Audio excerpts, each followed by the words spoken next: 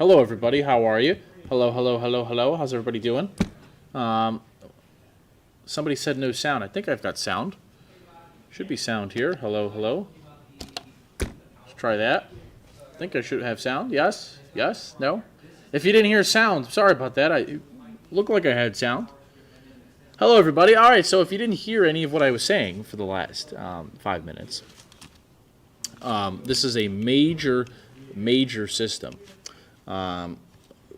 Going forward. And notice it comes in two waves. Saturday, we get wave number 1 here. Sunday, wave number 2 out here. So 2 waves, and we'll get a cold front through here on Monday of next week. Now, this doesn't go out that far, but we'll see that cold front come through probably on Monday of next week, and temperatures that will get much colder here in Florida. So let me show you some of the ice potential with this, because it's pretty wild, actually.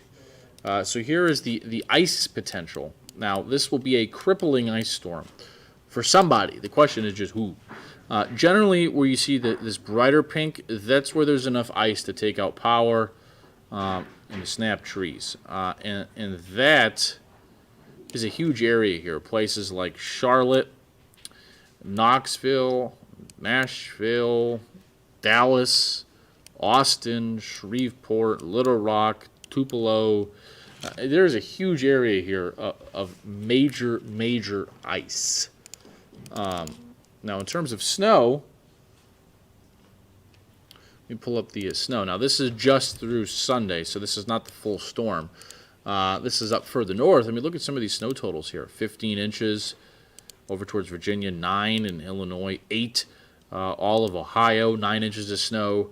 I mean, this is going to be a major system with a huge shield of snow, then some ice, and then rain, the way it looks right now. So, for us, what we will track is the cold that comes in after. And let me pull that up for you here. I'll show you the. Let me show you this. I think this is going to tell you the story really well here. So these are the temperatures, and by the way, look at these temperatures here. This is Sunday. Look at some of these temperatures, y'all. You can see literally everywhere outside of Florida is going to be freezing, but you see there's the gradient of 80s and just freezing Arctic cold coming down from the north. And look at some of these temps. This is Sunday, 3 below, even down into Louisiana, 20, 36, 24. This is just major cold. Major cold that will come in. But for us, the cold probably comes in on Monday of next week. And you can see that here.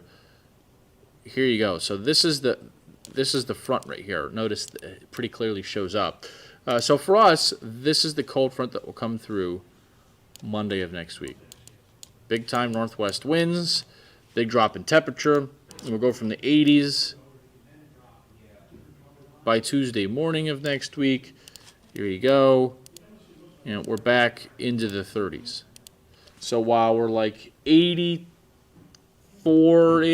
85-ish Saturday afternoon, we're going to be back down 20s, 30s, 40s.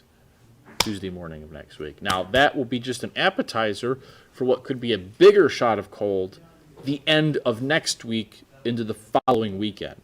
And there are some models that even try to sprinkle out a chance of snowflakes again in Florida. So that is something we will watch. But you want to talk about cold. Look at some of these wind chills here Friday morning. I mean, you want to see cold. I mean, just look at the extent of this Siberian cold. I mean, it's literally from North Pole and the Arctic. Let me turn on the fronts here so you can see where it is. Look at some of these temps here. These are the wind chills, I think. Yeah, these are the wind chills. But just look at this. 51 below zero. 40 below zero, even into Chicago. 32 below zero. Yeah. So, if you were traveling, this is some, like, crazy cold. Big time cold. Friday morning. And it's that cold that will meet up with the Gulf moisture then caused the major winter storm Friday night into Sunday. And you can see the level of cold here. You go all the way up towards Canada. I mean, there is some, like, wow, cold.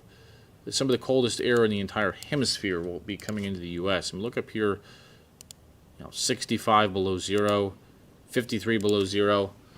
So, this is a really big shot of cold that's going to come in. Now, for us over the next few days, it's just nice. It's just going to get warmer. Temperatures will get back into the 80s by the weekend, I think. Our rain chances are going to stay pretty low here. It looks like maybe Monday of next week we'll have a little bit better chance of some showers as the front comes by, but it doesn't look like anything major for us, at least as of right now. So I do want to bring in my colleague, meteorologist Brooks Garner, who's going to talk to you a little bit more about the ice and winter storm. Then also we've got racing coming up at Daytona. We've got the Rolex 24, which is getting underway here, which thankfully is this weekend. Because next weekend looks like it could be really cold.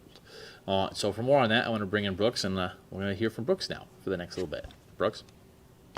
Well, winter has many associations. You might think Frosty the Snowman, the holidays. But here in Florida, we think the Rolex 24 at Daytona.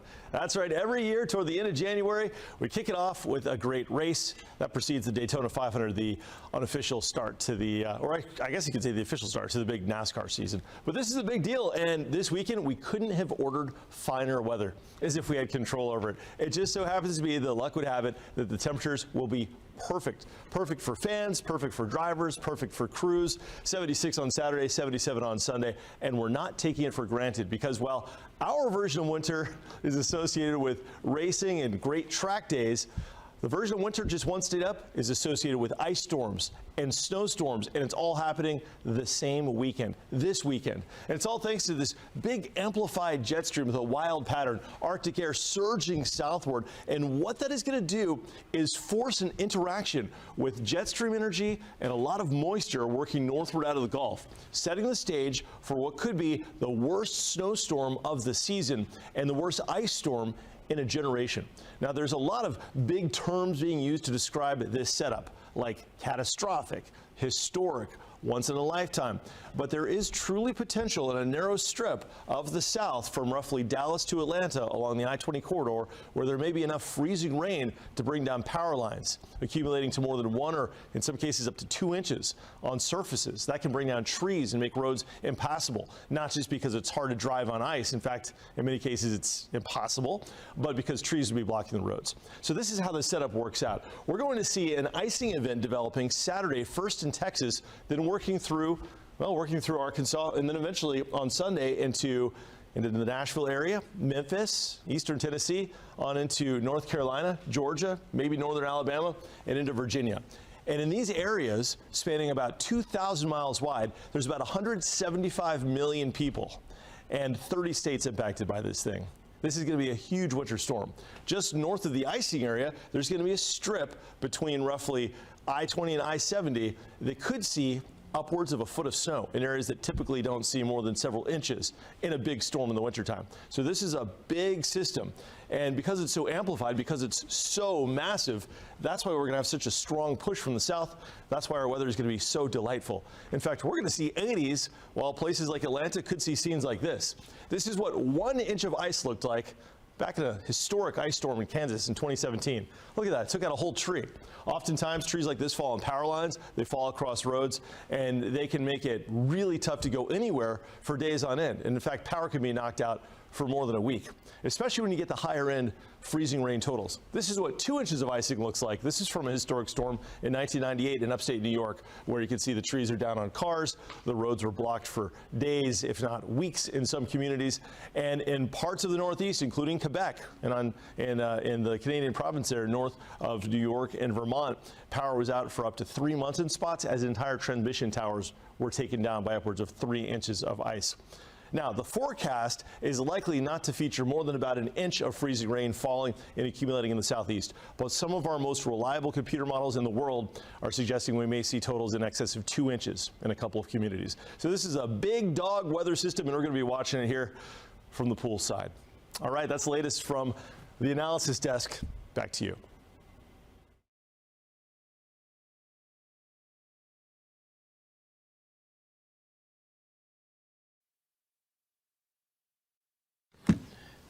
good stuff there. So we've got, really what's going to look like it's going to be a really major system here. And the way I always told people to think about sleet versus freezing rain is freezing rain is like a glazed donut, and then sleet like sprinkles. Sleet bounces off of everything, and freezing rain sticks. So obviously, sleet is not going to take down power poles. It's just a pain in the rear, but it's not crippling. Freezing rain is crippling. It sticks to everything, weighs down power lines, takes down trees. And I've lived through one really bad ice storm in my life, and I know it is not fun. And there's definitely a large amount of people. It's gotten a lot of chatter online this storm who maybe have never lived through an ice storm, and they're like, forecasts are overblown. If you've ever lived through an ice storm, maybe you live now in Florida and you've transplanted here from somewhere else, you know very well that a pure ice storm is nothing to play with, and they are not fun. So that is what it looks like to our north right now. Now, I do want to pull up some of the longer range charts here. So let me pull these up for you. So what I want you to see here is that, let's pull this up here. So here are the temps in Orlando from the Euro model, and I want you to notice first that there is a big spread here, or a big pattern change here. So this is the Euro model highs and lows for the next 2 weeks. So here you go. You see, this is 84 right here. This is Saturday. So tomorrow 77. Tomorrow, Friday, Saturday, Sunday, Monday, Tuesday, Wednesday, Thursday, Friday of next week. But notice how the trend is down. The high is maybe only in the 40s and 50s towards the end of January. Over here is the end of January and the first few days of February. So there is a definite cold pattern that's going to come into Central Florida starting next Tuesday, and it really doesn't crank until probably next weekend into the following weekend. Now, there is one thing I do want to show, and I'm just showing this to give you some perspective as to the potential here of the atmosphere for this. Now, take this with a grain of salt, but this is the European model snow forecast in Orlando. Now, I am not explicitly saying or calling for there to be snow in Orlando, but I'm showing you and mentioning this to give you some credence and perspective into the potential level of cold that is being modeled for us the last few days of January and the first few days of February. In fact, there's two models that have snowflakes. It's 2 of 50 in Orlando. In Daytona Beach, there's actually more, not surprisingly. In fact, out of 50 models of the European model, there's 1, 2, 3, 4 of them that have snow, and 2 of them have an inch of snow. I'm laughing because that would be absolutely bizarrely historic. But my point is, see how there's a subtle little hint there.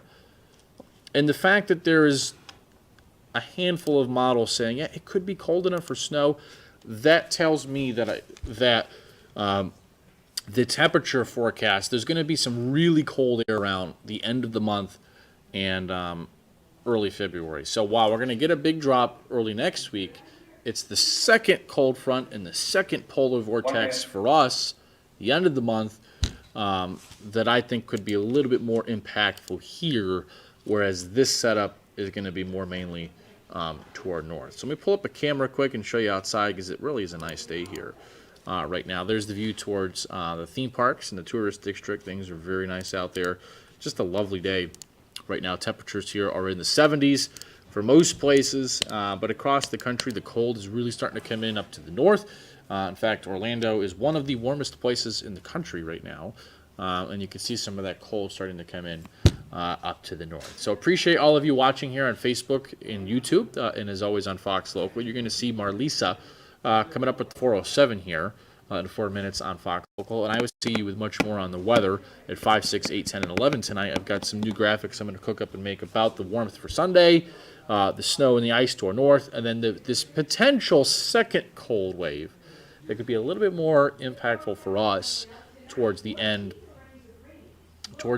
of next week. So appreciate all of you watching here and trusting us in the Fox 35 Storm team. For now, I'll let you guys go. We'll see you back here tomorrow from 3:30 to 4. But for right now, have a great rest of your Wednesday. What we're tracking for the next headline and weather here again, if you missed it, mid-80s on Sunday. So make some plans Sunday to get outside and enjoy. I'll be working Sunday, so I'm going to do it Saturday. But I'm definitely going to take advantage of the warm weather, and I'm going to try to golf this weekend. And you should too. It's going to be a really nice Saturday and Sunday here, especially Sunday with some mid-80s. So I'll see you coming up tonight with more, but for right now, I'll let you guys go. Appreciate you watching us here on Fox Local, YouTube, and Facebook.